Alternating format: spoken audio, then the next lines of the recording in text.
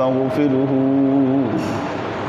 ونؤمن به ونتوكل عليه ونعوذ بالله من شرور أنفسنا ومن سيئات أعمالنا من يهد الله فهو المهتدي ومن يضلل فلن تجد له وليا مرشدا فنشهد أن لا إله إلا الله وحده لا شريك له ونشهد أن سيدنا وسندنا ونبينا محمدا صلى الله عليه وسلم الذي أرسله الله بالحق بشيرا ونذيرا وداعيا إلى الله بإذنه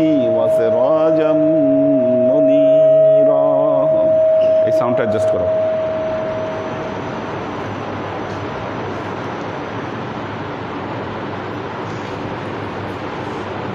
وقال الله تعالى في كلامه المجيد وفرقانه الحميد ما كان محمد أبا أحد من رجالكم ولكن رسول الله وخاتم النبيين وكان الله بكل شيء عليما إن الله وملائكته يصلون على النبي يا أيها الذين آمنوا صلوا عليه وسلموا تسليما صلى الله على محمد صلى الله عليه وسلم صلى الله على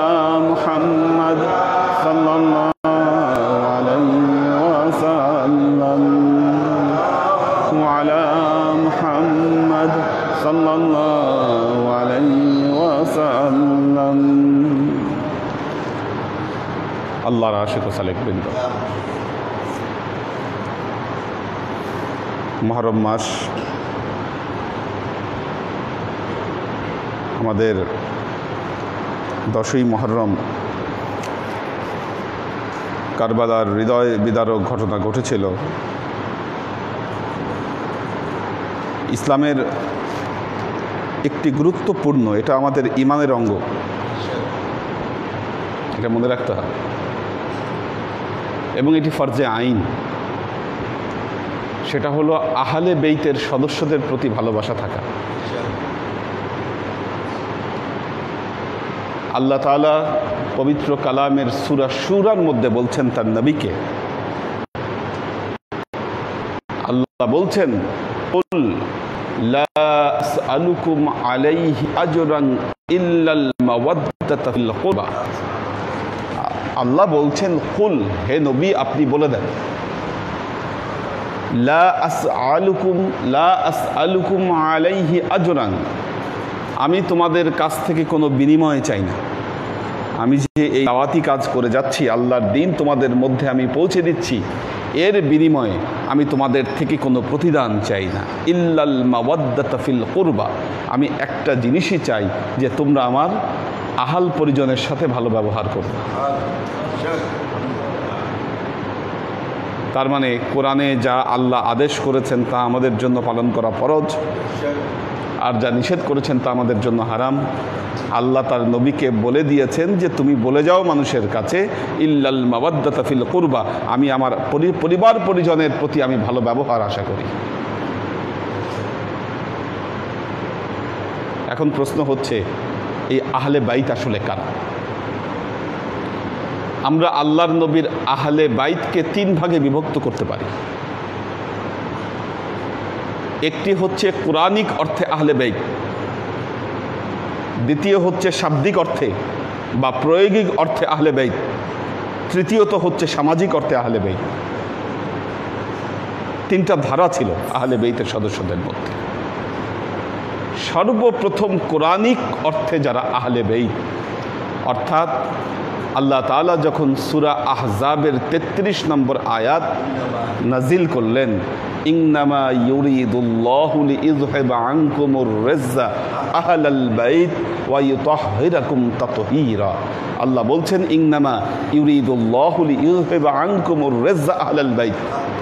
আল্লাহ তাআলা চান আহলে বেইতের সদস্যদের ভেতর থেকে সমস্ত পাক পঙ্কিলতাকে দূরীভূত করে দিবেন। ওয়া ইউতাহহিরাকুম তাতহীরা, এবং সম্পূর্ণভাবে এই আহলে বেইতের সদস্যদেরকে আল্লাহ পুত পবিত্র করে দিবেন। এই আয়াত যখন নাজিল হয়, রাসূলুল্লাহ সাল্লাল্লাহু আলাইহি ওয়াসাল্লাম মা উম্মে সালমার ঘরে ছিলেন। উম্মে সালমার ঘরে এই আয়াত নাজিল হয়। যখন এই আয়াত নাজিল করেন, উম্মে সালমার বর্ণনায় তিনি বলছেন, আমার ঘরে ওই সময় 7 জন ব্যক্তি ছিল। 7 জন। আল্লাহর নবী ছিলেন, হযরত আলী ছিলেন, মা ফাতেমা ছিলেন, হাসান ছিলেন, হোসেন ছিলেন, তার সাথে হযরত জিবরাইল এবং হযরত মিকাইল আলাইহিস সালাম। এই 7 জন ব্যক্তি ঘরের ভেতরে। আল্লাহ নবীর উপর তখনই আয়াতটি নাজিল হয়েছে। আল্লাহ নবী হযরত আলী, মা ফাতেমা এবং হাসান হোসেনকে ডেকে নিয়ে তার নিজের চাদরের ভেতরে আবৃত করে নিলেন এবং বললেন, হা উলাই আহলে বেইত, আহলে বেইতি, এরাই হচ্ছে আমার আহলে বেইতের সদস্য। উম্মে সালমা তখন জিজ্ঞাসা করলেন, ইয়া রাসূলুল্লাহ, আমি কি আপনার আহলে বেইতের সদস্য নই?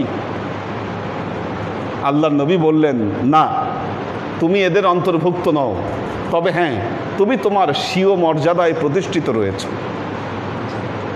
নিশ্চয়ই তুমি সুপথের উপর প্রতিষ্ঠিত এবং তুমি আমার পত্নীগণের অন্তর্ভুক্ত। তার মানে বোঝা গেল এদের যে মর্যাদা, আহলে বেইতের যে প্রথম ধারা, অর্থাৎ কোরআনিক অর্থে যারা আহলে বেইত, খাস হচ্ছে এই 5 জন যাদেরকে আমরা পাক পাঞ্জাতুন বলে থাকি। এর আরেকটি প্রমাণ হচ্ছে সূরা আলে ইমরান। সূরা আলে ইমরান আল্লাহ তাআলা আল্লাহর নবীকে খ্রিস্টানদের সাথে মুবাহেলা করার নির্দেশ দিলেন। ইহুদি খ্রিস্টান, মুবাহেলা মানে ইহুদি খ্রিস্টানরা চ্যালেঞ্জ করলো আল্লাহর নবীকে, আপনি যে দিন প্রচার করছেন এই দিন আসলে সত্য দিন নয়। চ্যালেঞ্জ করলো। আল্লাহর নবী চ্যালেঞ্জ গ্রহণ করলেন এবং বললেন, তোমরা তোমাদের সন্তান সন্ততি নিয়ে আসো, পরিবার পরিজন নিয়ে আসো, অমুক উপত্যকায় আসো, আমিও আমার পরিবার পরিজন নিয়ে যাব। যারা হকের উপর থাকবে না, যারা বাতিলের উপরে থাকবে, যারা পাপ পঙ্কিলতার উপরে থাকবে, আল্লাহ তাদেরকে ধ্বংস করে দিবে। মুবাহেলার দিন আল্লাহর নবী হযরত আলী, মা ফাতেমা এবং হাসান হোসেন রাদিয়াল্লাহু তাআলা আনহুম এনাদেরকে নিয়ে রওনা দিলেন এবং রওনা দেওয়ার আগেও ওনাদেরকে চাদরের মধ্যে আবৃত করে বললেন, হ্যাঁ উলাই আহলে বেইতি, এরাই হচ্ছে আমার আহলে বেইতের সদস্য। এবং ওই দিন এনাদেরকে নিয়ে আল্লাহর নবী ওই উপত্যকায় উপস্থিত হলেন। ইহুদি খ্রিস্টানরা ঘরও খুলল না, বেরো হলো না, এই ভয়ে যে আল্লাহর আযাব এসে ধ্বংস করে দেয় কিনা তাদেরকে। হ্যাঁ, তো আল্লাহর নবী মোবাহেলার জন্য তাদেরকেই বেছে নিয়েছেন যাদেরকে আসলে আল্লাহ নিজে পুত পবিত্র ঘোষণা করেছেন। কাজেই খাস আহলে বেইত, প্রথম ধারার আহলে বেইত ছিলেন পাক পাঞ্জাতুন। আমরা যে শব্দটা বলি পাক পাঞ্জাতুন শব্দের অর্থ হলো 5টি পবিত্র দেহ। দ্বিতীয় সারির আহলে বেইত কি? দ্বিতীয় সারির আহলে বেইত উম্মাহাতুল মুমিনিন। পবিত্র কোরআনে আহলে বেইত শব্দটি 2 বার আসে। পুরো পবিত্র কোরআনে আহলে বাইত শব্দটি 2 বার এসেছে। একটা হচ্ছে আল্লাহ মুহাম্মদ রাসূলুল্লাহ সাল্লাল্লাহু আলাইহি ওয়াসাল্লামের এই পরিবার বর্গের ক্ষেত্রে আহলে বেইত শব্দটি ব্যবহার করেছেন সূরা আহজাবের 33 নম্বর আয়াত। আরেক জায়গায় ব্যবহৃত হয়েছে সূরা হুদ। সূরা হুদ, হ্যাঁ, সূরা হুদে হযরত ইব্রাহিম আলাইহিস সালামের যে স্ত্রীগণ, তাদের ব্যাপারে আল্লাহ বলছেন আতাআজাবিনা আতাআজাবিনা মিন আমরিল্লাহ রাহমাতুল্লাহি ওয়া বারাকাতুহু আলাইকুম আহলাল বাইত ইন্নাহু হামিদুম মাজিদ। আল্লাহ বলছেন আতাআজাবিন, আপনি কি অবাক হচ্ছেন? মিন আমরিল্লাহ, আল্লাহর আমরের ব্যাপারে, আল্লাহর এই আদেশের ব্যাপারে আপনি কি অবাক হচ্ছেন? আতাআজাবিন রাহমাতুল্লাহি ওয়া বারাকাতুহু আলাইকুম আহলাল বাইত, আল্লাহ আপনার যে আহলে বেইত রয়েছে, আপনার যে স্ত্রী পুত্র পরিজন রয়েছে, এদের উপরে আল্লাহ বিশেষ রহমত দিয়েছেন, আল্লাহ বিশেষ রহমত নাজিল করেছেন তাদের উপরে। এই ব্যাপারে কি আপনি অবাক হচ্ছেন? ইন্নাহু হামিদুম মাজিদ, আল্লাহ তো চরম প্রশংসিত এবং মহামর্যাদার অধিকারী তিনি। আপনি কেন অবাক হচ্ছেন এতে? বললেন ইব্রাহিম আলাইহিস সালামের পরিগণের ব্যাপারে। তাহলে এখানে বোঝা গেল যে আহলে বেইত শব্দটি প্রয়োগিক অর্থে স্ত্রীদেরকেও বোঝায় এবং অন্যান্য সন্তান সন্ততি যারা আছে তাদের সবাইকেই বোঝায়। কি হযরত ইব্রাহিম আলাইহিস সালামের স্ত্রী এবং তার সন্তান সন্ততি যদি বিশেষ মর্যাদার অধিকারী হতে পারে, আমাদের নবী মুহাম্মদ মুস্তাফা সাল্লাল্লাহু আলাইহি ওয়াসাল্লামের পরিবারবর্গের উপরে আল্লাহ কতটুকু রহমত দিয়েছেন, তাদেরকে কতটুকু মর্যাদা দিয়েছেন, এটা সহজেই অনুমেয়। প্রথম শ্রেণীর যে আহলে বেইত, আল্লাহ তাদেরকে পুত পবিত্র করে দিয়েছিলেন একেবারে পঙ্কিলতা থেকে। দ্বিতীয় শ্রেণীর যে আহলে বেইত, তাদেরকে আল্লাহ সুপথের উপর প্রতিষ্ঠিত করেছিলেন, বিশেষ রহমত এবং বরকত আল্লাহ তাদের উপর নাজিল করেছিলেন।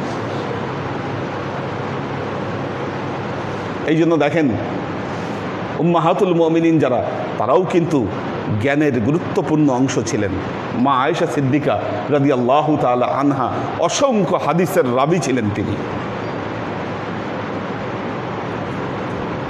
তৃতীয় ধারার আহলে বেইত কি সামাজিক অর্থে যেটাকে আহলে বেইত বলা হয়, অর্থাৎ নেসবি সম্পর্ক, কি এগুলো হচ্ছে নসবি, নেসবি।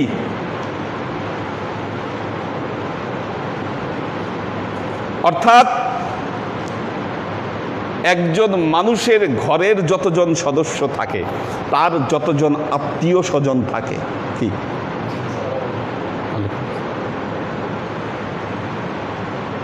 সবাই কিন্তু সবাইকেই ওই লোকের আত্মীয় স্বজন বা নিকট আত্মীয়র অন্তর্ভুক্ত করা হয়। কি এই ধারার যত নিচ পর্যন্ত যাক না কেন, যত নিচ পর্যন্ত নামুক, এটা হচ্ছে নেসবি, এরা হচ্ছে নেসবি আহলে বেইত। আহলে বেইতের তৃতীয় ধারা হচ্ছে এনারা।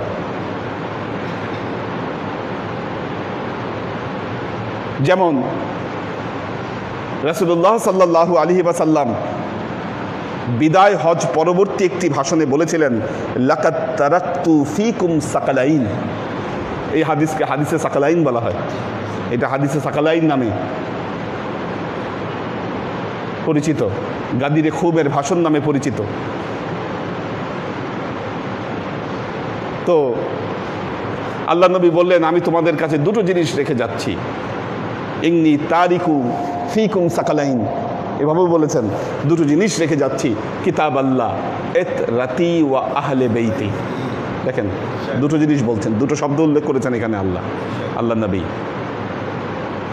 ইতরাতি আহলে বেইতি ওয়া ইতরাতি। আরেক হাদিসে এভাবে আসে, আহলে বেইতি ওয়া ইতরাতি। এক হচ্ছে আমার আহলে বেইত। কি আহলে বেইত? আহলে বেইত মানে এই যে খাস আহলে বেইত, পাক পাঞ্জাতুন। কি আহলে বেইতি ইতরাতি? ইতরাতি মানে আমার সাথে আত্মীয়তার সম্পর্ক যুক্ত যত ব্যক্তি আছে, কি সব হচ্ছে আমার ইতরাতি। কি এখন দেখেন আত্মীয়তার সম্পর্কে, দেখেন যত আত্মীয়তার সম্পর্ক আছে আল্লাহ নবীর সাথে, যারা আত্মীয়তার বন্ধনে জড়িত হয়েছিলেন সবাই তো ইতরাতি, কি আল্লাহ নবীর ঘরের সদস্য। হযরত আবু বকর, ওসমান সবাই চলে আসছে। এমনকি পরবর্তী ধারার বর্তমান সময় পর্যন্ত যারা আওলাদে রাসূল, সবাই এই ইতরাতির অন্তর্ভুক্ত হচ্ছেন। আল্লাহর আশিক ও সালেক বৃন্দ, আল্লাহর নবীর নির্দেশ হচ্ছে এদের সাথে ইল্লাল মাওয়াদ্দাতা ফিল কুরবা, তোমরা তাদের সাথে ভালো ব্যবহার করবে। তাহলে এই আহলে বেইতের মর্যাদা কি? এক নম্বর মর্যাদা হচ্ছে পবিত্র কোরআনে আল্লাহ যেটা বলেছেন, ওয়া ইতাহহিরাকুম তাতহীরা, আল্লাহ তাদেরকে পুত পবিত্র করেছেন। সূরা হুদের ভাষায় রহমাতুল্লাহি ওয়া বারাকাতুহু, আল্লাহর রহমত এবং বরকত তাদের উপর অবতীর্ণ। তৃতীয়ত হচ্ছে সুন্নাতের পরাকাষ্ঠা ছিলেন আহলে বাইত। কেমন কেমন? বিদায় হজের ভাষণে আল্লাহর নবী বললেন, লাকাদ তারাকতু ফীকুম আমরাইন কিতাবাল্লাহ ওয়া সুন্নতি, কিতাবাল্লাহ ওয়া সুন্নতি, আমি তোমাদের কাছে দুটো জিনিস রেখে যাচ্ছি, একটি হচ্ছে আল্লাহর কিতাব, আরেকটি হচ্ছে আমার সুন্নাত। এখন যদি প্রশ্ন করা হয় মা হিয়া সুন্নাত, সুন্নাত কি?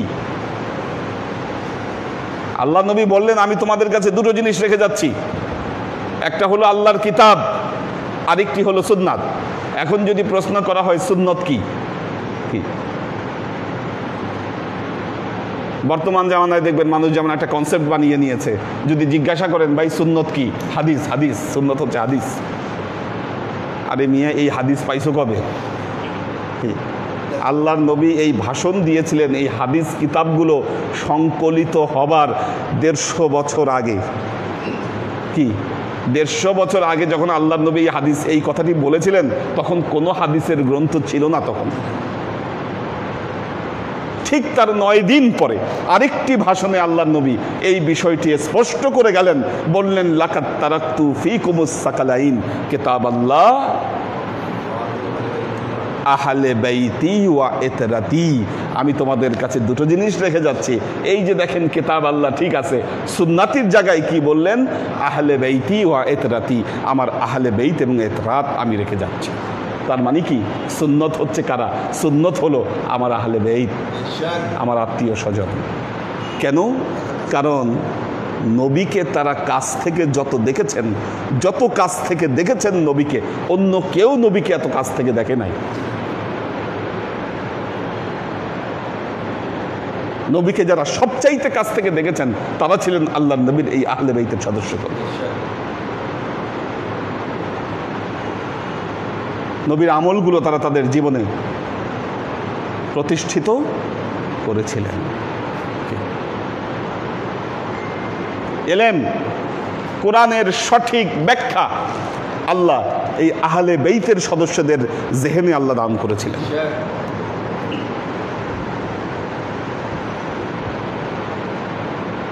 কেমন?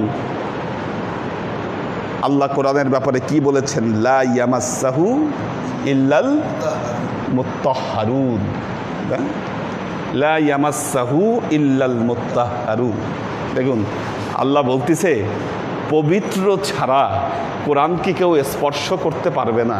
কি আমরা তো এটার ব্যাখ্যা বানায় ফেলছি যে না, কোরআন ধরতে গেলে পুত পবিত্র হয়ে ওযু করে, কিন্তু আল্লাহ আরো গভীর অর্থে এই কথাটি ব্যবহার করেছেন। আল্লাহ বলছেন লা ইয়ামাসসাহু ইল্লাল মুত্তাহহারুন, পবিত্র ছাড়া কেউ কোরআনের ব্যাখ্যা, কোরআনের যে অর্থ, এটাকে কেউ টাচ করতে পারবে না।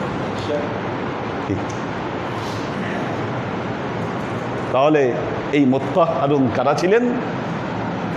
ইন্নামা ইউরিদুল্লাহু লিইযহিবা আনকুমুর রিজ্জা আহলাল বাইত ওয়া ইউতাহহিরাকুম তাতহীরা। এই মুত্তাহহারুন ছিল আহলে বাইতের সদস্যগণ। এই জন্য নবী পরবর্তী সময়ে কোরআনের ব্যাখ্যা, হাদিসের ব্যাখ্যা, কোনো গুরুত্বপূর্ণ ডিসিশন সবসময় এই আহলে বাইতের সদস্যগণই দিয়েছিলেন। একেবারে জিনিসটি প্রমাণিত ছিল। ক্ষমতার দম্ভ, ক্ষমতা নিয়ে মারামারি, এটা যারা করছে তো করছে, ওই লাইনই ছিল আলাদা। কি ওইটার সাথে জ্ঞানের, এলেমের সম্পর্ক ছিল না। এলেমের নিসবত, এলেমের সম্পর্ক ছিল আহলে বাইতের সদস্যদের সাথে। হযরত আলীর ব্যাপারে আল্লাহ নবী বলেছেন আনা মাদিনাতুল ইলম ওয়া আলিয়্যু বাবুহা, আমি হচ্ছি জ্ঞানের নগরী আর এই আলী হচ্ছে সেই নগরীর দরজা। হযরত আলী আরও বলেছেন হাযা কুরআনুন ইউসমাউ ওয়া আনা কুরআনুন নাতিকুন। এটা তো নির্বাক কোরআন, এই কোরআন কথা বলে না। ওয়া আনা কুরআনুন নাতিকুন, আমি হচ্ছি কথা বলা কোরআন, আমি হলাম কথা বলা কোরআন। রাসুল মুফাসসিরিন, কি রাসুল মুফাসসিরিন মানে মুফাসসিরিনদের সর্দার কে ছিলেন? কে ছিলেন রাসুল মুফাসসিরিন? হযরত আব্দুল্লাহ ইবনে আব্বাস রাদিয়াল্লাহু তাআলা আনহু, আল্লাহ নবীর চাচাতো ভাই। আব্বাস হচ্ছেন চাচা, আব্দুল্লাহ বিন আব্বাস হলো চাচাতো ভাই। উনি ছিলেন রাসুল মুফাসসিরিন। এমনি তাফসিরের জ্ঞান ওনার জেহেনে আসে নাই, উনি আহলে বেইতের সাথে নিসবত ছিল, কি ব্লাড কানেকশন ছিল, আল্লাহ নবীর ব্লাড তো।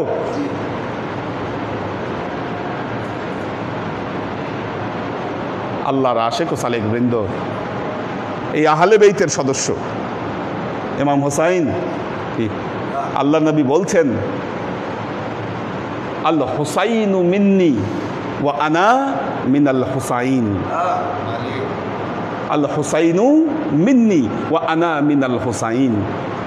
ফামান আহাব্বা হুসাইন ফাআহাব্বানি ওয়া মান আবগাদা হুসাইন আবগাদানি। আল্লাহ নবী বলছেন যে আল হুসাইনু মিন্নি, হুসাইন আমার থেকে, ওয়া আনা মিনাল হুসাইন, আমিও হুসাইনের থেকে। তার মানে কি, আমার নিসবত থেকে হুসাইনের তৈরি, আর আমার যে জলবা, আমার যে অবয়ব, সেটা হুসাইনের কাছ থেকে প্রকাশ পাবে। ও আনা মিনাল হুসাইন ফামান আহাব্বাহু আহাব্বানি, যে হুসাইনকে ভালোবাসবে সে আমাকে ভালোবাসবে, যে হুসাইনকে কষ্ট দিবে, যে হুসাইনকে দুঃখ দিবে সে আমাকে দুঃখ দিবে।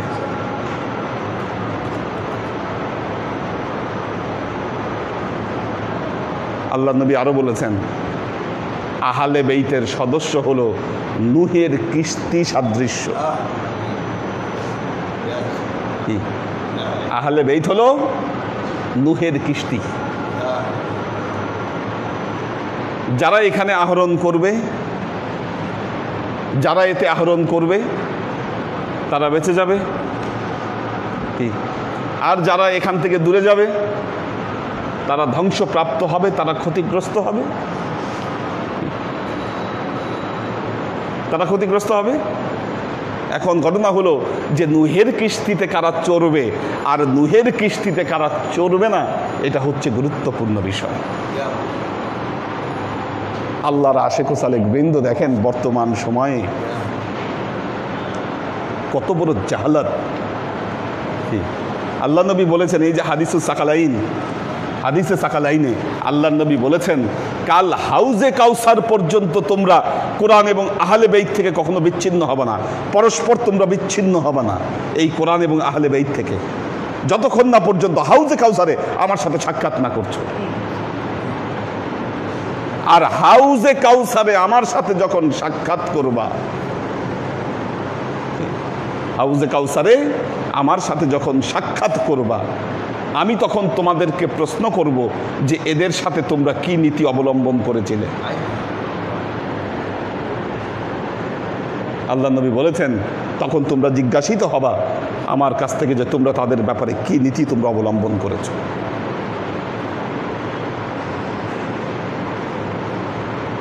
আল্লাহর আশিক ও সালেক বৃন্দ, দেখুন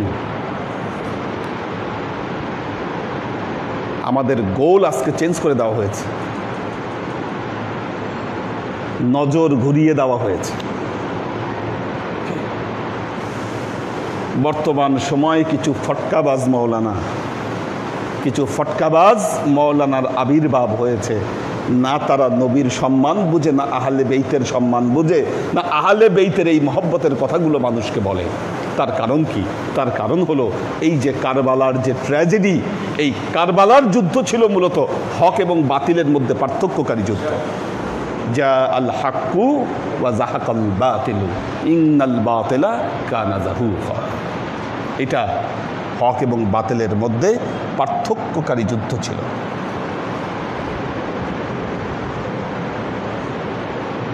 এই জন্য খাজা মঈনুদ্দিন চিশতি একটা কথা বলেছেন, শাহ আস্ত হোসাইন, বাদশাহ আস্ত হোসাইন, দিন আস্ত হোসাইন, দিন পানা আস্ত হোসাইন, দস सरदत दस नदत दर दस्त याजीद हक़ों के बिना ये ला इलाह अस्त हुसैन। বলছেন শাহ আস্ত হুসাইন, হুসাইনি রাজা, হুসাইনি বাদশাহ, হুসাইনি দিন, দিনকে বাঁচিয়ে থুয়ে গেছেন হুসাইন। কেন, কিভাবে বাঁচিয়েছেন? সারদাদ, তিনি তার নিজের কল্লা দিয়ে দিয়েছেন, গলা দিয়ে দিয়েছেন। দাস না দাস দার দাস্তে ইয়াজিদ, কিন্তু ইয়াজিদের হাতে তিনি হাত দেন নাই, ইয়াজিদের হাতে তিনি হাত রাখেন নাই। হাক, বাস্তবিক অর্থেই বেনাইয়ে লা ইলাহ আস্ত হুসাইন, লা ইলাহার যে ভিত্তি এটা হচ্ছে হুসাইন। কারবালার যুদ্ধের মাধ্যমে কি হক থেকে বাতিল আলাদা হয়ে গেছে। কেন? একটা জিনিস দেখবেন, সোনাকে যদি খাঁটি করতে হয়, সোনাকে আগুনে পোড়াইতে হয়। আগুনে না পুড়লে কোনো কিছু খাঁটি হয় না। তখন এমন এক পরিস্থিতির আবির্ভাব হয়েছিল, হক এবং বাতিলের পার্থক্যের জন্য এই কারবালার ট্র্যাজেডি দরকার ছিল। আর এই ট্র্যাজেডির পর মূলত ইসলামের দুটো ধারা তখন তৈরি হয়ে গিয়েছিল। এটা আপনারা ইসলামের ইতিহাস যারা পড়বেন বা আমাদের মহররমের যে যখন ক্লাস হবে, এই মহররমের ক্লাসে আমরা বিষয়গুলি আলোচনা করব।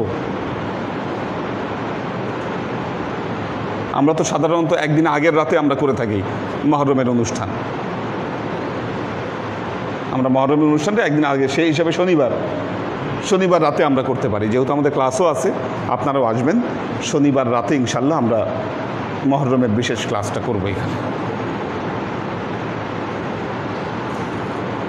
তো ইসলামের দুটো ধারা তখন তৈরি হয়েছিল, একটা হচ্ছে দামেস্কের ইসলাম, একটা হলো মদিনার ইসলাম। একটা হলো দামেস্কের ইসলাম, একটা হলো মদিনার ইসলাম। দামেস্কপন্থী ইসলাম, মদিনাপন্থী ইসলাম। মদিনার ইসলাম হোসাইন, হাসান, কি খোলাফায়ে রাশেদা, মোহাম্মদ মুস্তফা সাল্লাল্লাহু আলাইহি ওয়াসাল্লাম, এই আহলে বেইতের ধারার সাথে এটি যুক্ত, কি যেটি মদিনার ইসলাম।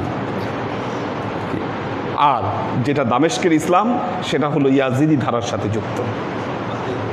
এই জন্য দেখবেন এই দামেস্কের ইসলামের সাথে যারা জড়িত আজকের দিনে, তারা ইয়াজিদের নাম নিয়েও রহমাতুল্লাহ আলাইহি বলে যে ইয়াজিদের বদনাম করা যাবে না। আচ্ছা, কেন করা যাবে না? তাদের বক্তব্য হচ্ছে ইয়াজিদের বদনাম করা যাবে না কারণ মুআবিয়ার ছেলে। মুআবিয়া যেহেতু সাহাবী, সেহেতু তার ছেলে, এই জন্য।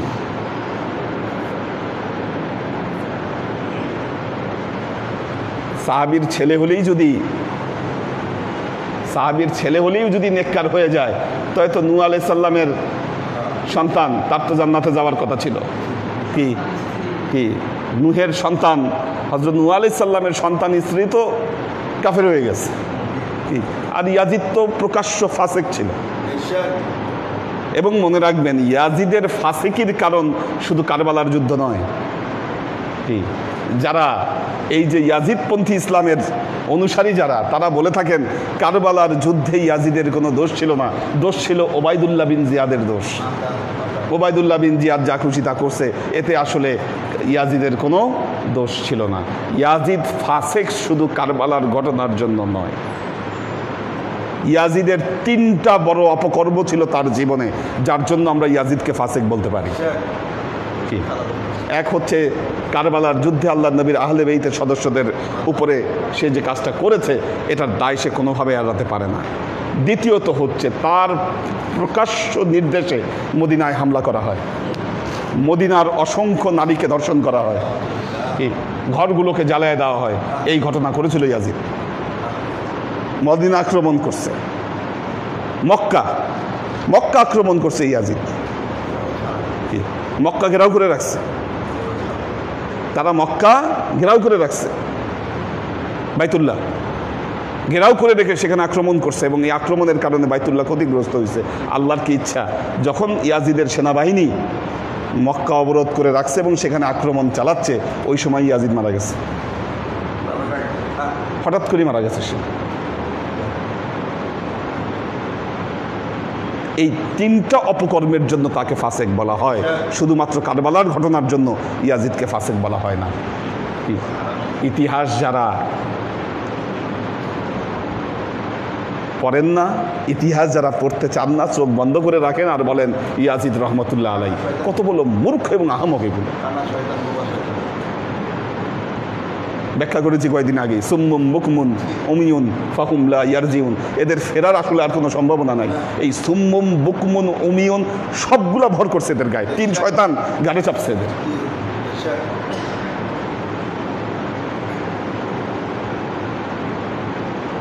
আল্লাহর আশিক ও সালেক বৃন্দ,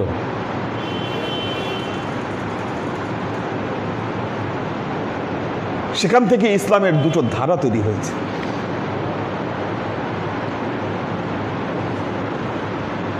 আপনি হকের উপর থাকবেন না আপনি বাতিলের উপর থাকবেন, এটা আপনার সিদ্ধান্ত। যখন এত বড় অপকর্ম ঘটাইল, আপনি কি মনে করছেন? একটা জিনিস চিন্তা করে দেখেন, ইমাম হুসাইনকে হত্যা করার পর, ওনার শাহাদাতের পর ওনার মাথা বর্ষার আগায় ঝুলাইছে।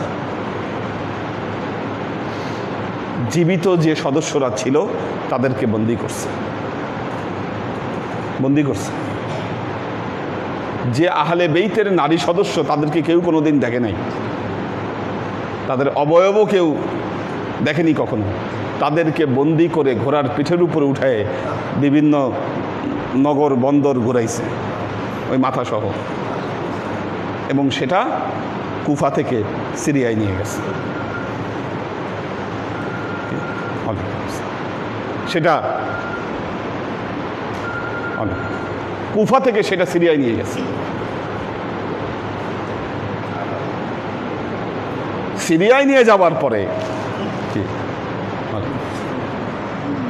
যখন ইয়াজিদ দেখলো যে না, সিরিয়ায় বিদ্রোহ শুরু হয়ে যেতে পারে, বিপদ হয়ে যেতে পারে, বিপদ ঠেকানোর জন্য দ্রুত ওনাদেরকে কি করেছে, ওখান থেকে মদিনায় পাঠিয়ে দিচ্ছে।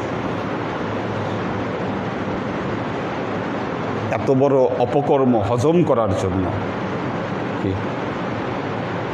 যা করা দরকার তাই তারা করেছে। আজকে এরাই ইসলামের বড় ধারক বাহক হয়ে, এদের অনুসারীরাই ইসলামের বড় ধারক বাহক হয়ে প্রমাণ করতে চাচ্ছে যে না, আমরাই হচ্ছে সঠিক ইসলাম, সহি ইসলাম। কেন আমরা সহি ইসলাম? কেন? কিতাবে লেখা আছে, কিতাবে লেখা আছে। আমরা কিতাবের বাইরে কোনো কাজ করি না। কিতাব বলতে কি? কিতাব হচ্ছে কোরআন হাদিসের কিতাব, হাদিসের কিতাব, হাদিসের বাইরে আর কিছু বুঝি না। আচ্ছা, একটা জিনিস মনে রাখবেন, একটা হচ্ছে হিস্ট্রি, একটা হলো থিওলজি। একটা হিস্ট্রি, থিওলজি। থিওলজিক্যাল বুকে সব হিস্ট্রি থাকবে এমন কোনো কথা নাই। কি এই যে ইতিহাসগুলো বললাম, এগুলো তো কোনো থিওলজির বুকে লেখা নাই। কি হাদিসের বইয়ে লেখা থাকবে এগুলো হিস্ট্রি?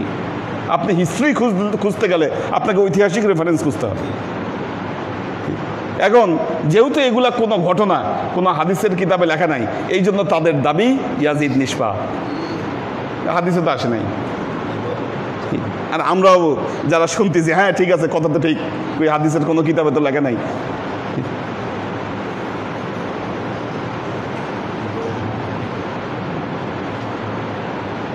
আল্লাহর আশিক ও সালেক বৃন্দ, হক এবং বাতিলকে চিহ্নিত করতে হবে।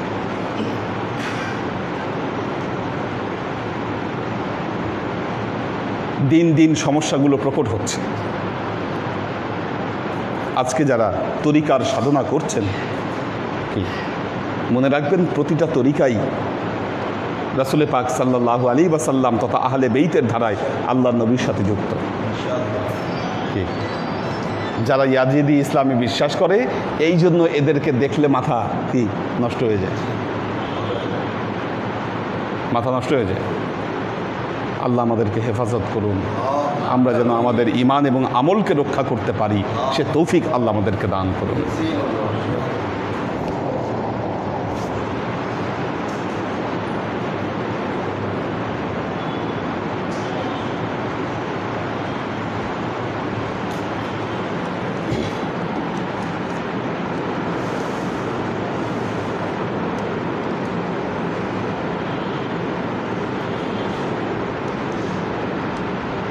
লুনা তাবাসসুম লুবনা জেসমিন সালাম দিয়েছে।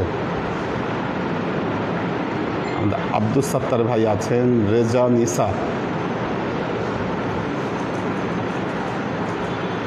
মোহাম্মদ ফরিদ,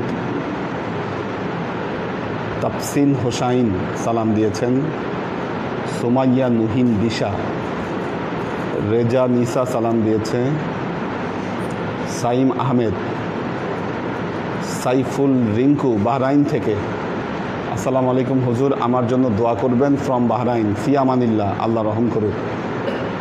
একে আজাদ, আমরিন শরীফ সালাম দিয়েছেন সবাইকে। মোহাম্মদ কবির হোসেন, আনোয়ারা শরীফ সালাম দিয়েছেন, মোহাম্মদ কবির হোসেন সালাম দিয়েছেন, আমেনা বেগম,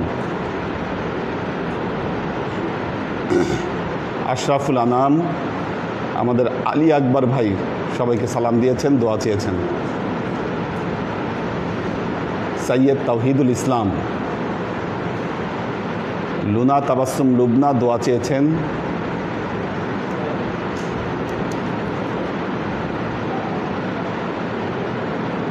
আমাদের খান জলিল, আসসালামু আলাইকুম হুজুর, আজ ক্লাসে উপস্থিত হতে পারলাম না বলে দুঃখিত, খাস করে দোয়া করবেন, ফি আমানিল্লাহ।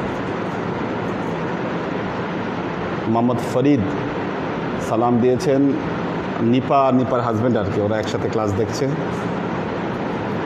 মাহফুজুল হক উজ্জ্বল, এহসানুল হক, আসসালামু আলাইকুম হুজুর, আমার আব্বা অসুস্থ, দোয়া করবেন। উজ্জ্বল দোয়া চেয়েছে। তাফসিন দোয়া চেয়েছে। সৈয়দ নাসিমুল ইসলাম পটল সালাম দিয়েছেন। মোহাম্মদ শামসুস সাদেকিন সালাম দিয়েছেন। মুনির শাহরিয়ার সালাম দিয়েছেন।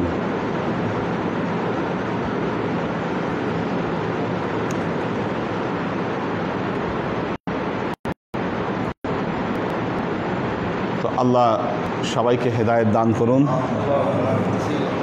আমরা মহরমের প্রোগ্রামটা ইয়াতে করতে পারি, শনিবার।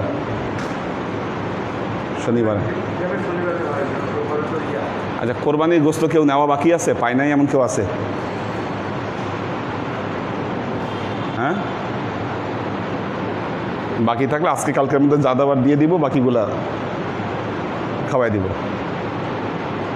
জানেন যেহেতু কেউ না নিয়ে থাকে, এই গাবতলির ইয়ার কাছে পৌঁছানো হয়েছিল কোরবানির গোস্ত। কেন, তোমার আব্বারে আমি দায়িত্ব দিয়েছিলাম, মনে হয় পৌঁছায় নাই। হ্যাঁ, দেওয়া হয়েছে, পাঠানো হয়েছে না? আর ওই যে কয়েকজন ক্লাস করে এরকম, হ্যাঁ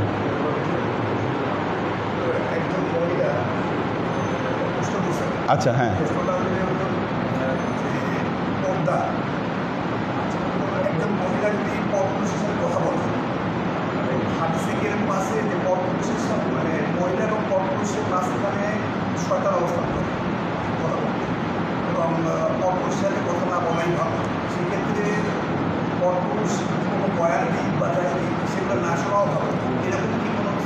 না, ইন্নামাল মুমিনিনা ওয়াল মুমিনাতু আউলিয়াউ বা'দুহুম বা'দান ইয়া'মুরুনা বিল মা'রুফ ওয়া ইয়ানহাউনা আনিল মুনকার ওয়া ইউমিনুনা বিল্লাহ। পবিত্র কোরআনে আল্লাহ বলছেন, ইন্নামাল মুমিনুনা ওয়াল মুমিনাতু আউলিয়াউ বা'দুহুম বা'দান। মুমিন মুমিনা একে অপরের জন্য আউলিয়া, বন্ধু। আচ্ছা, কিন্তু বন্ধু কি অর্থে? ইয়া'মুরুনা বিল মা'রুফ ওয়া ইয়ানহাউনা আনিল মুনকার, তারা একে অপরকে সৎ কাজের আদেশ দিবে, অসৎ কাজ থেকে মানা করবে। তবে হ্যাঁ, এই ক্ষেত্রে আবার মহিলাদেরকে আবার কিছু নির্দেশনা দেওয়া হয়েছে। মহিলাদেরকে বলা হয়েছে যে তোমরা এমনভাবে কথা বলবা না, মেয়েরা যেন কোমল স্বরে কথা না বলে। এই জন্য দেখবেন যে পৃথিবীতে যারা মহিলা যারা কোরআন তেলাওয়াত করে বা মিডল ইস্টে যারা মহিলা ওয়াজ করে, তাদের গলাটাই তারা ওইভাবে গড়ে তুলছে, একটু কর্কশ টাইপের। ঠিক আছে, তবে হ্যাঁ, শয়তানের অসওয়াসা সেখানে আসতে পারে, এই জন্য সতর্ক থাকতে হবে। সতর্ক থাকা মানে এই নয় যে তাদের সাথে দেখাই করা যাবে না বা কথাই বলা যাবে না, কি একেবারে এত বাধা, এত রিস্ট্রিকশন দেয় নাই। কারণ এটা থাকলে মা আয়েশার কাছ থেকে এত হাদিস আল্লাহ নবীর সাহাবীরা শুনতে পারতো না। কারণ আপনি যদি ইসলামে বড় বড় প্রফেসর, আপনি যদি 4 জন প্রফেসর যদি আপনি ধরেন হাদিস শাস্ত্রের, তার মধ্যে মা আয়েশা একজন বড় একজন। এত হাদিস তিনি বর্ণনা করছেন। জ্ঞান অর্জনের ক্ষেত্রে, নৈতিকতার ক্ষেত্রে, ভালো মন্দ নির্দেশনার ক্ষেত্রে কি একে অপরকে সাহায্য করবে, সহযোগিতা করবে। তার মানে এই নয় যে সেখানে তারা কোনো অশ্লীল বা অন্য কোনো কিছু করবে। মেয়ে অবশ্যই পর্দার মধ্যে থাকবে, কি তারা পর্দার মধ্যে থেকে একে অপরকে তারা নির্দেশনা দেবে। এই জন্য পর্দাটা কখনো ব্রেক করা যাবে না, রসায় রসায় কথা বলা যাবে না, কথার মধ্যে রং রং বাদ দিতে হবে। এটা একেবারে কোরআনের নির্দেশ। বেসিক জিনিস ঠিক থাকলে সমস্যা নেই। ব্যাপারটা বুঝাইতে পারছি? মাগরিবের পরে, ক্লাসের পরে হোক, ক্লাসের পরে, হ্যাঁ হ্যাঁ ক্লাসের পরে হোক। গোস্ত আর যারা নেওয়ার তারা নিয়ে নেবে, এর মধ্যে বাকিগুলো দিয়ে দিব, ঠিক আছে? শনিবারের পরে আর কাউকে গোস্ত দিব না। যারা হয়তো বাসায় আসেন, আসতে পারতেছেন না, তাদেরকে তো আর দেওয়া সম্ভব হচ্ছে না। আমার জানা মতো অনেকেই আসতে পারছেন না, হ্যাঁ, তাদেরকে দেওয়া যাচ্ছে না। আর একটা ছাগল আমি জবাই করে দিব, এটা এই মহরমের জন্য, ঠিক আছে? ওইটা বিশেষ তবারক হবে, ওইটা দিয়ে আর কি, মানে সব তবারকের সাথে ওইটা জাস্ট তবারক হিসাবে, স্পেশাল তবারক। ব্যাপারটা বুঝে দেবো, এক পিস হোক, 2 পিস হোক, জাস্ট এটা স্পেশাল তবারক। হ্যাঁ হ্যাঁ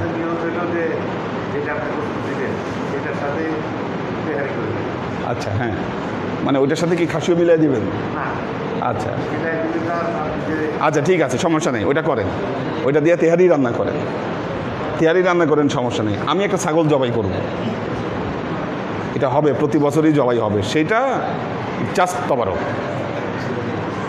এটা বরকতান, এটা বরকতের জন্য, এটা আর কোনো ইয়া না যে সবাই কি ওইটা দিয়ে, মানে সবাই অল্প করে। হ্যাঁ, ও আচ্ছা আচ্ছা, তা তো আরও ব্যবস্থা হইলেই তাহলে একটু বাড়লো তাহলে ব্যবস্থা। ওই যে ওনার ওই যে শাহজাহানের মেয়ের আকিকা দেয় নাই, আকিকাটাও দিতে চাচ্ছে এর মধ্যে, তো একটা ভালোই একটা, হ্যাঁ আচ্ছা আচ্ছা, ঠিক আছে ঠিক আছে, হয়ে গেল ব্যবস্থা আল্লাহর রহমতে। হ্যাঁ ঠিক আছে, আল্লাহ এটাই বেটার হয়। হ্যাঁ, নামাজ পড়ে চলে যাবো। اللهم آمين.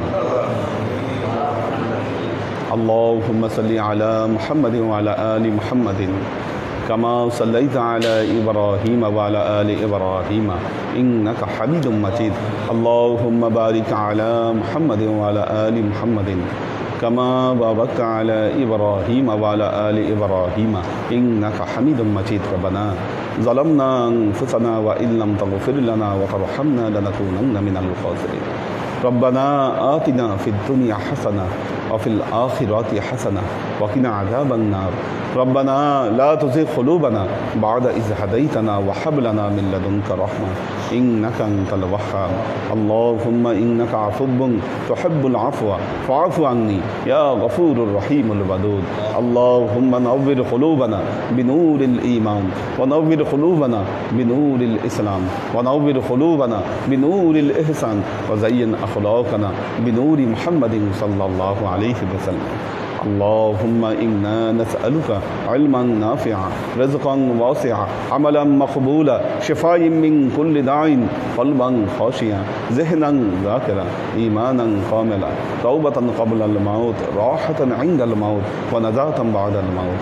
اللهم إنا نسألك رحمتك في كل درجة فلاح في كل أمر ونعوذ بك من الشرك والشك والنفاق والبدعة ومن كل وسوسة الشيطان.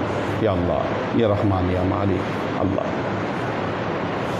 আমরা এতক্ষণ আপনার দরবারে যে সমস্ত আমলকে উপস্থাপন করলাম ত্রুটি মুক্তভাবে, এই আমলগুলোকে তুমি আমাদের তরফ থেকে কবুল করে নাও। তুমি আমলের যাজা আমাদের প্রিয় নবী হযরত মুহাম্মদ মুস্তাফা সাল্লাল্লাহু আলাইহি ওয়াসাল্লামের কাছে পৌঁছে দাও। আল্লাহ, আমাদের নবীর পরিবারবর্গের কাছে তুমি এর যাজাকে পৌঁছে দাও। আমাদের নবীর সাহাবায়ে কেরামের কাছে তুমি এর যাজাকে পৌঁছে দাও। এই দুনিয়ার সমস্ত আম্বিয়াই কেরাম, সাহাবাই কেরাম, তবে আইন, তবে আইন, ওয়ালি আউলিয়া, গাউস কুতুব, আমাদের মা বাবা, ভাই বোন, আত্মীয় স্বজন, এই দরবার থেকে যত পীর ভাই বোন চলে গেছে সবার রুহে আল্লাহ তুমি একটা তাকে পৌঁছে দাও। তুমি তোমার হাবিবের ওসিলায় আমাদের সবাইকে কবুল ক্ষমা করে দাও। আমাদের জীবন থেকে সমস্ত অভাব, অভিযোগ, বালা, মুসিবত, দুঃখ, কষ্ট, রোগ শক্তি দূরীভূত করে দিয়ে দৃঢ় হস্তে তোমার দ্বীনের খেদমতের তৌফিক তুমি আমাদেরকে দান করো। আজীবন যেন তোমার হেদায়েতের পথে প্রতিষ্ঠিত থাকতে পারি, সে তৌফিক তুমি আমাদেরকে দান করো। سبحان ربك رب العزة عما يصفون سلام على المرسلين والحمد لله رب العالمين واجعل آخر كلمتنا عند الموت لا إله إلا الله محمد رسول الله صلى الله عليه وسلم।